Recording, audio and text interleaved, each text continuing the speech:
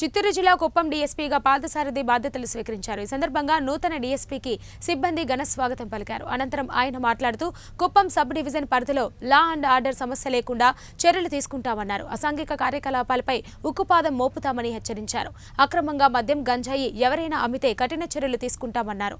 కుప్పంలో ఎవరైనా అల్లర్లు సృష్టిస్తే సహించేది లేదని హెచ్చరించారు. కుప్పం సబ్ డివిజన్ పరిధిలో బీట్లను పెంచి ఎటువంటి సమస్యలు, దొంగతనాలు జరగకుండా చర్యలు తీసుకుంటామని స్పష్టం చేశారు. నేను గతంలో అసిస్టెంట్ కమిషనర్ ఆఫ్ పోలీస్గా స్పెషల్ బ్రాంచ్ విజయవాడ కమిషనరేట్లో పనిచేశాను. అక్కడ నుంచి నాకు ట్రాన్స్ఫర్ వచ్చింది. ఇక్కడికి ఎస్డిపిఓ కుప్పంకి వచ్చింది. ఇక్కడికి వచ్చి ఈరోజు 9:30కి జాయిన్ అయ్యాను.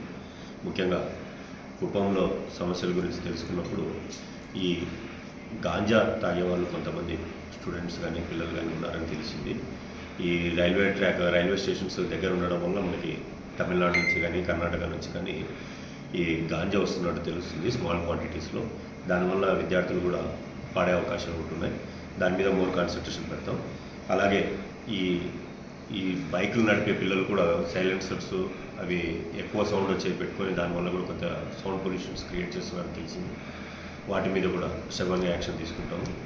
అలాగే ఇతరుల చోరీలు కూడా మనకి బార్డర్ సబ్ డివిజన్ కాబట్టి ఇది కర్ణాటక నుంచి కానీ తమిళనాడు నుంచి కానీ అఫెండర్స్ వచ్చి ఇక్కడ అఫెన్స్ చేసి వెళ్ళే అవకాశాలు ఎక్కువగా ఉన్నాయి. ఇక్కడ అటువంటి కేసెస్ కూడా చాలా మటుకు రిపోర్ట్ అయినాయని తెలిసింది. వాటి మీద కూడా సరైన చర్య తీసుకుంటాం. బీట్ సిస్టమ్ని రైజ్ అప్ చేస్తాం. బీట్ సిస్టమ్ ద్వారా కానీ day beat and night beats వేసేసి ఇటువంటివన్నీ కర్వ్ చేస్తాం. అలాగే కుప్పంకి కావాల్సిన విధంగా శాంతి భద్రత విషయంలో రాజీ లేకుండా డ్యూటీస్ చేసి మా సబార్డినేట్స్ అందరినీ కూడా గేరప్ చేసేసి కుప్పంలో ప్రశాంతత ఉండేటట్టు ప్రయత్నం చేస్తాం.